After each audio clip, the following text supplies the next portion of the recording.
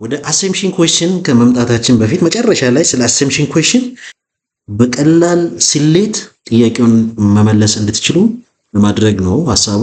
በሁለት ደቂቃ ውስጥ የተወሰኑ ግንዛቤዎችን ለመፍጠር እንሞክራለን። ወደ አሰምሽን ኩዌስችን ከመምጣታችን በፊት የተወሰኑ ነገሮችን እናውራ። ስለ ክሪቲካል ቲንኪንግ፣ ስለ አሰምሽን እና ስለ ኮንክሉዥን የተወሰነ ነገር ማለት ስላለብን ነው። ውድ ታዳሚዎቻችን ብቻችሁን ኮሜንት ላይ አስቀምጡልኝ። ቻናላችን ሰብስክራይብ በማድረግ የሰብስክሪፕሽን ቁጥሩን እንጨምሩልን ከወዲሁ እናሳስባለን። ወደ ሐሳቡ እንመለስ።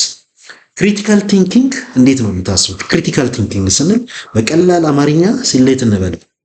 ክሪቲካል ቲንኪንግ ከሎጂካል ቲንኪንግ የሚለይ አብሮ የሚሄዱ ናቸው። ሶ ክሪቲካል ቲንኪንግ ስሌት ካለን ምን ማለት ነው? ስሌት ማለት ኦር ክሪቲካል ቲንኪንግ ማለት ምን ማለት ነው? መጀመሪያ ወደዛ እንሄድ። ክሪቲካል ቲንኪንግ ማለት በቂ ምክንያት ያለው ፍርድ ላይ ለመድረስ መረጃን የመተንተን የመገምገምና የማዋሄድ ንቁ ወይም ዲሲፕሊን ያለው ሂደት ነው። ሶ ክሪቲካል ቲንኪንግ በዚህ መልኩ ዲፋይን ማድረግ እንችላለን። ሌላኛው ምንድነው? ስለ አሰምሽን በደንብ መታወቅ አለበት። ስለ አሰምሽን ማለት ምን ማለት እንደሆነ መታወቅ አለበት። ሶ አሰምሽን ማለት በቀላል አማርኛ ግምታዊነት ወይም ግምት እንበል። ትርጓሜው ቀጥተኛ ማስረጃ ሳይኖርን እንደ እውነት የሚቆጠር ያልተገለጸ ያልተረጋገጠ እምነት ወይም ቅድመ ግምት በማለት መግለጽ እንችላለን።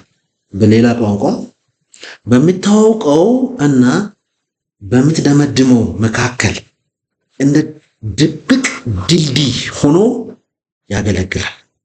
ሶ በዚህ መልክ ዲፋይን ማድረግ እንችላለን።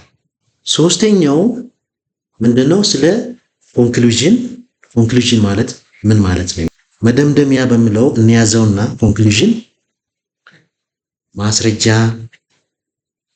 ምክንያታዊነት ወይም ሁኔታዎችን ከግምት ውስጥ በማስገባት የሚደረስበት የመጨረሻ ውሳኔ ነው። ኮንክሉዥን ወይም ድምዳሜ የመጨረሻ ውሳኔ ወይም ፍርድ ወይም አቋም ብለን መተርጎም እንችላለን። መደምደሚያ ወይም ኮንክሉዥን በሎጂክ እና በክሪቲካል ቲንኪንግ ክርክር ወይም አርጊውመንት ለማረጋገጥ ወይም ለማጽደቅ የሚሞከረው ዋና የይግባኝ ጥያቄ ነጥብ ወይም ንድፈ ሐሳብ ነው። ኮንክሉዥን በሎጂክ እና ወይም ክሪቲካል ቲንኪንግ አስተሳሰብ ምንድነው? አርጊውመንት ስንል ክርክር እንበለው።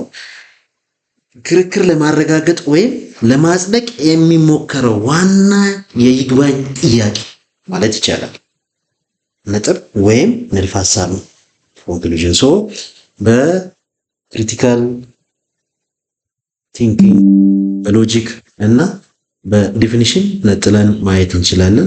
ይህንን ካልን ወደ አርጊውመንት ኩዌስችኖች በምንመጣበት ጊዜ የተወሰኑ ቲፖችን እንሰጣቸዋለን። መጀመሪያ ላይ ይህንን ስትራክቸር ማየት እንችላለን። ይሄኛው ስትራክቸር ይሄኛው ብሪጅ ምንድነው ሊያሳየን የሚችለው? ይህንን ብሪጅ መልክ ብንይዘው ፕሪሚሲስ አለው ወይም ኤቪደንስ አለን። የድልድዩ መነሻ ወይም ፕሪሚሲስ እንበለው ወይም ስፔሲፊክ ፋክት ማለት እንችላለን። ስፔሲፊክ ፋክት ማለት እንችላለን ኦር ስፔሲፊክ ዳታ ማለት እንችላለን። ሶ ከዛ ወደ ኮንክሉዥን ሁለተኛ መሰረት ወደ ኮንክሉዥን ወይም ወደ ክሌም የሚወስደን በዛ ሁለቱንም የሚያገናኝ ብሪጅ ነው።